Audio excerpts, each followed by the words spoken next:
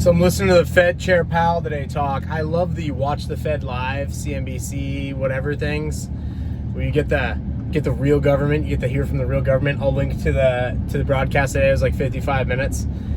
They give them these softball questions, and then, you know, they're already pre-planned, pre-scripted questions. They know what's coming.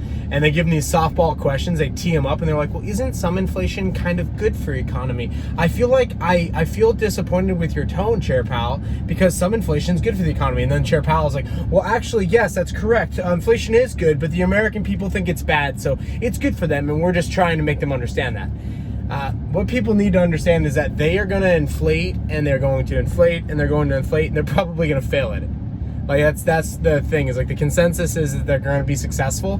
When has the U.S. government ever been successful in anything? And I know the Federal Reserve is private, which is even scarier, that we have a centralized economy where we have centralized interest rates that are artificial, where we have a small fragment of the population that's unelected, and our elected leaders are arguably elected, and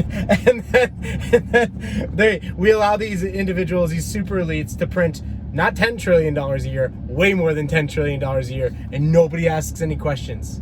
Nobody asks any questions. And so the way that I see this going forward is like there's going to be this pull eventually, in the fullness of time, for private currencies, where you're going to want to store your wealth, your value, in something they can't print. That's pretty much the end of this. Is like, store your wealth and your value, if you've gotten to that point in life where you have something to protect, in something that they cannot print at will. Silver, gold, cryptos that are hard supplied, or private cryptos that they can't track, but definitely silver, definitely gold. I mean, those are like the four sure things. If they inflate, maybe land arises in value, but if it's in a bubble, then, you know, it could always crash too. It just depends on your local area. But I just think that we're at such a weird time where it's like, I'm driving through a neighborhood right now, all these people are retired, all these people are living off 401ks, pensions, etc. None of that's going to be here in 10 years. These people will probably still be alive. They're just going to be homeless. Like, legit. Like, maybe they'll still live there. Hopefully these are paid for. You'd hope by the time you get to your 70s, you live in something paid for. But it's like, they just assume that this is just going to continue on forever, that we're just going to be able to print forever and still stay, like, you know, that we're going to be able to import more than we export forever. And what Americans fail to realize is, like, no, not only are there going to be hard times when we have to, like, export more than we import, not only is that going to happen, like, but it's going to be way worse than that, because we're going to have a currency crisis at the exact same time, and we're also going to have a debt crisis. It's going to be a reset. And you guys may be YouTubing around and seeing this talk, this reset, and these super elites at the the World Economic Forum, the WEC, they hate you. Like, that's all you need to know, is that they hate you, that they want to usher in some sort of monarchy, like communist type of deal where, like, they're running things and dictating what goes inside of your body and where you work and how you work and what you consume, and, like, you know, is it good for the climate, is it not good for the climate? Because these people are gods. You have to understand that they know everything. And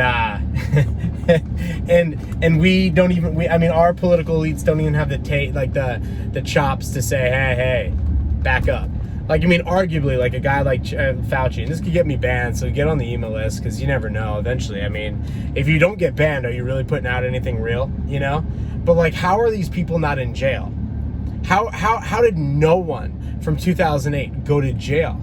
Nobody went to prison? Like, they wrecked the global economy, and then after that, they printed trillions and trillions and trillions, and it's increased the wealth gap, like, more and more and more, and nobody's gone to jail? You can't put a single dude in jail? You can't make an example out of nobody? And it just shows you they're all in on it. And so the best thing you can do is protect yourself. Literally, food supply, number 1. Protection, number 2. Housing and shelter, number 3. Wealth preservation, number 4. And then number 5, speculate and become wealthier through these events. I mean, it's literally all you can do.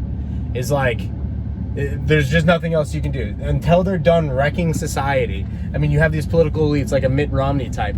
Oh, well, that lady that quit in the Olympics for her mental health, that's so good. She's so brave. She's so strong. Like, that's going to be a platform, you know? Like, that's going to be like, you know, one of these moments where, like, oh my goodness, she's so strong. It's like, no, that's not strength. That's weakness. That's 100% weakness. That's bullshit. And our culture's like, oh, well, that's good. You imagine all these other countries around the world are competing in the Olympics for gold because they want to win. And ours is like, well, you know, it's okay if you're a quitter. It's fine as long as you're doing it for your mental health. Like, what could be more selfish? Like, you know, it's just hilarious because, I mean, just look at where we're at. Like, if you have a brain cell, look at where we're at. You know where we're going to be in 10 years. You know where this is going. Best case scenario that all 50 states secede from the Union and we go back to being 50 individual nations like we should have been, like we were pre-Civil War. Worst case scenario, we have an actual real civil war, not a failed secession of the 1860s, not a failed, like, one party wants to go their own way. No, like, they actually literally fight over controlling the same government. That'd be a really bad scenario.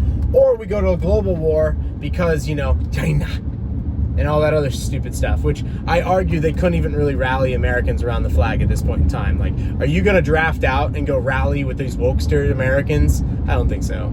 Like, are you guys going to jump in some planes and boats and storm the beaches in Normandy and do the cyber attacks necessary to win this and release all the chemical warfare, like the nastiness that would come with a World War III? You really going to do that, or are you just going to take care of your own, take care of your family?